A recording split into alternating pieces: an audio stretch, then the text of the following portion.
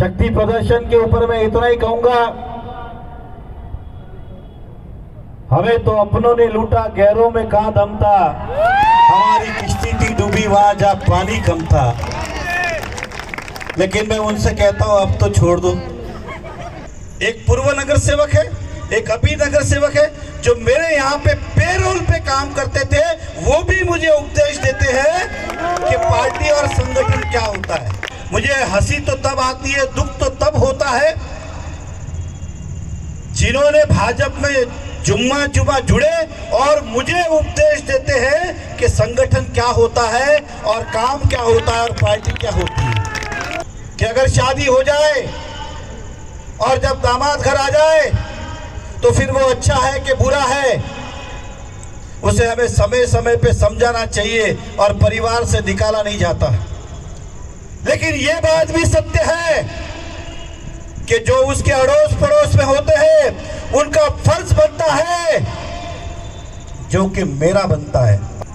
लड़का अच्छा हो ना तो लड़की के माँ बाप को बता देना चाहिए कि ये दो बार डिवोर्स करके आए हुए लोग हैं, इन्हें कहाँ अपनी बेटी दे रहे हो।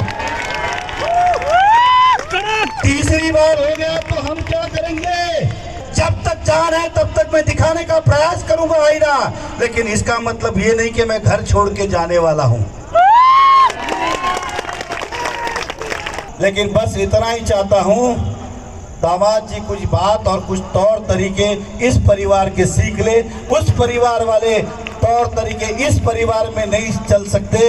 ये जब तक सीख नहीं लेते तब तक मेरा इस तरह का आईना दिखाने का काम जो है वो शुरू रहेगा। नमस्कार, मैं सचिन दुबे, आप सभी दर्शकों का इंडियन सिटीजन टीवी में स्वागत है। आज मीरा भाईंदर के भारतीय जनता पार्टी के पूर्व आमदार नरेंद्र मेहता ने 7 स्क्वायर के ग्राउंड में एक कार्यकर्ता सम्मेलन का आयोजन किया था। इस कार्यकर्ता सम्मेलन में जो पोस्टर लगाए गए थे उसमें भारतीय जनता पार्टी के जिला अध्यक्ष एडवोकेट रवि व्यास की फ़ोटो कहीं ना कहीं इस बैनर से गायब दिखी और इस कार्यक्रम में आज भारी संख्या में लोगों ने भाग लिया। ये भी कहा जा सकता है कि आज नरेंद्र मेहता ने इस कार्यक्रम के माध्यम से अपना शक्ति प्रदर्शन करके दिखाया है। उनसे जब लोगों ने इसके बारे में पूछा कि जो बी खेमे के लोग हैं, रवि व्यास और बाकी के लोग इस कार्यक्रम में क्यों नहीं आए, और इसकी जानकारी देते हुए क्या कहा है, आइए देखते हैं।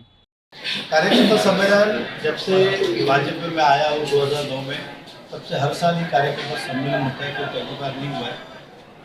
2019 में चुनाव था, 20 में कोरोना था, इसलिए कार्यकर्ता सम्मेलन नहीं हुआ। ये करना ही था। अब थोड़ा कोरोना के अंदर छूट मिली थी, 50% कैपेसिटी की, तो फिर हमें ग्राउंड बड़ा है तो एक बार करना चाहिए, इसलिए लिमिटेड लोगों को हमने बुला के सम्मेलन का आयोजन किया। फिर मैं स्वाभाविक है, वो कोई छुपा नहीं है, इसलिए उसको कोई गोल आंसर नहीं दूंगा। ठीक है, वो अपने गुट के हिसाब से कर रहे हैं, लेकिन हम झंडे के लिए काम कर रहे हैं और करते रहेंगे। 2022 कल से काम शुरू, फिर से मीरा भाईंदर पे भाजपा का झंडा लहराएगा।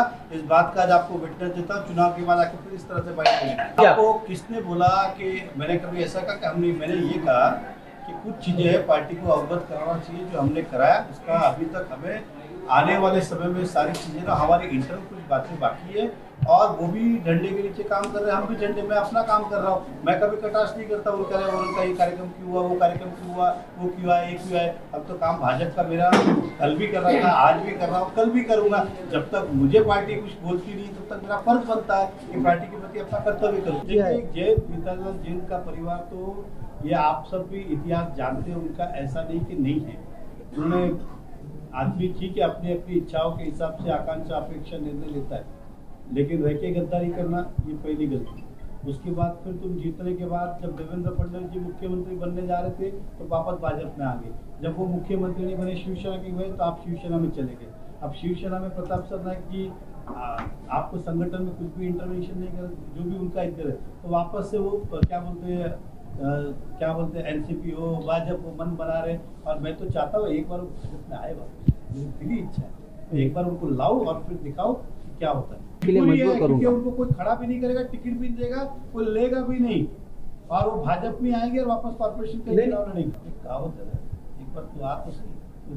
देखिए, कार्यकर्ता के लिए और बात थी, उनके लिए मेरा ये कहना है आपके स्पष्ट कि एक बार वो आवे, एक समझ के चलिए। देखिए, इस पूरे दौरान में मुझे क्या मिलेगा, मेरा क्या होगा, ये कभी भी नहीं है।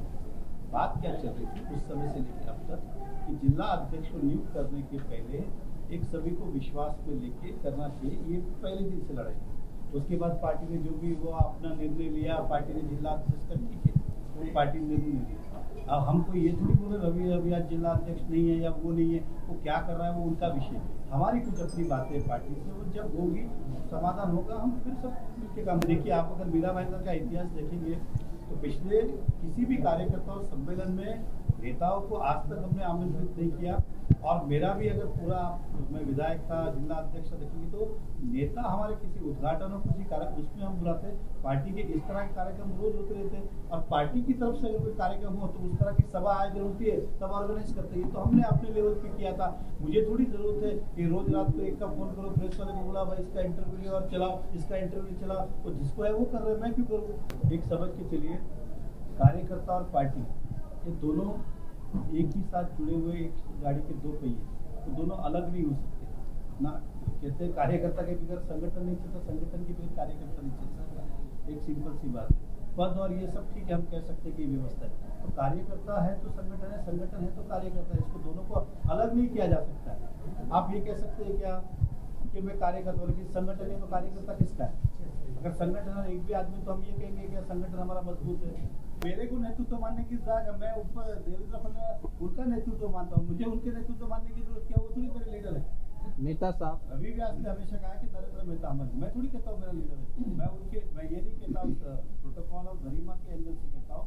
अगर मेयर मैडम है तो कॉर्पोरेटर की कहे तो मेयर मैडम ही कॉर्पोरेटर की लीडर है आज। या आप नहीं कह सकते कि मेयर मैडम उपमहापौर का नेतृत्व मानने को तैयार है। कभी प्रोटोकॉल और टेक्निकल शब्द आपका गलत है। देवेंद्र फडणवीस जी, नरेंद्र मोदी जी, अमित शाह जी, नड्डा जी, चंद्र, ये लोग हैं, मैं उनके नेतृत्व में काम करता हूँ। मैंने पार्टी के बारे में मैंने कहा कि जो कार्यकर्ता को लोग रोज बहलाते फुसलाते, किसी को पत्र चाहिए, इससे आने वाले समय में नुकसान होगा। इसको आप देखिए, पार्टी का जो है, मैं इस पार्टी में अध्यक्ष के भी काम कर चुका हूँ, नेतृत्व से भी काम किया। पार्टी के पद उनको दिए जाने चाहिए जो उस पद को निभा सके।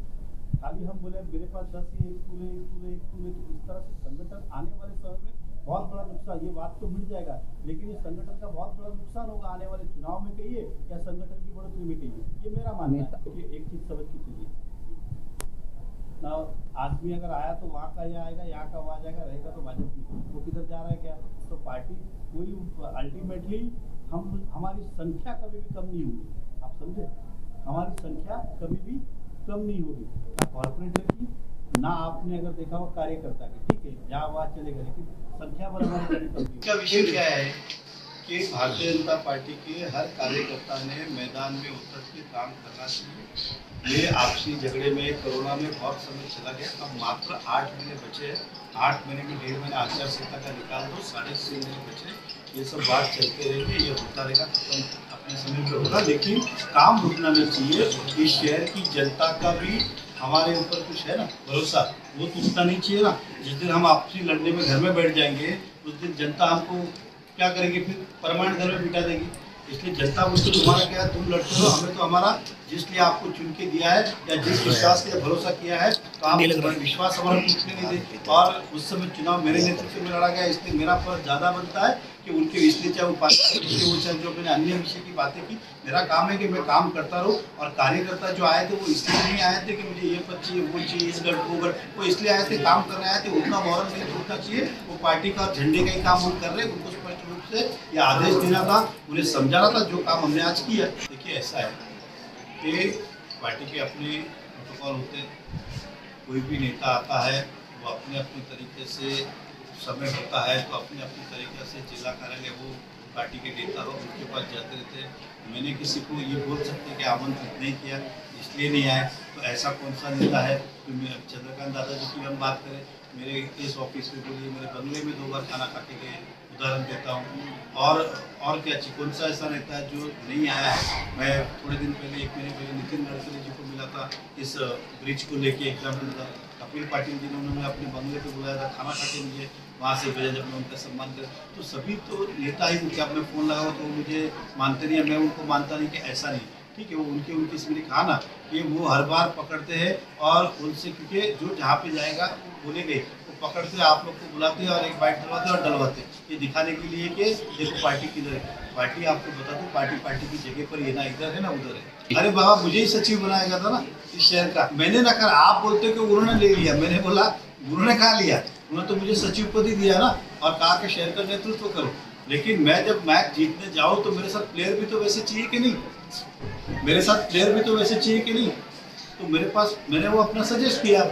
नरेंद्र मेहता ने कार्यक्रम की शुरुआत ही एक शायरी के साथ की। हमें तो अपनों ने लूटा, गैरों में कहाँ दम था, हमारी कश्ती वहाँ डूबी जहाँ पानी कम था। इस तरह का निशाना उन्होंने मीरा भाईंदर की आमदार गीता जैन पर साधते हुए कहा और साथ ही मीरा भाईंदर के भारतीय जनता पार्टी के नवनिर्वाचित जिला अध्यक्ष एडवोकेट रवि व्यास पर भी निशाना साधते हुए उन्होंने कहा कि लड़के का 2 बार तलाक हो गया है, इसकी जानकारी प्रदेश को ले लेनी चाहिए थी, उसके बाद ही उसको इतनी बड़ी जिम्मेदारी देनी चाहिए थी। इस तरीके की बात भी आज मंच से नरेंद्र मेहता ने कहा है। अब देखना ये होगा कि भारतीय जनता पार्टी जो 2 गुटों में बढ़ चुकी है वो आगे चलकर क्या एक हो पाएगी या नहीं।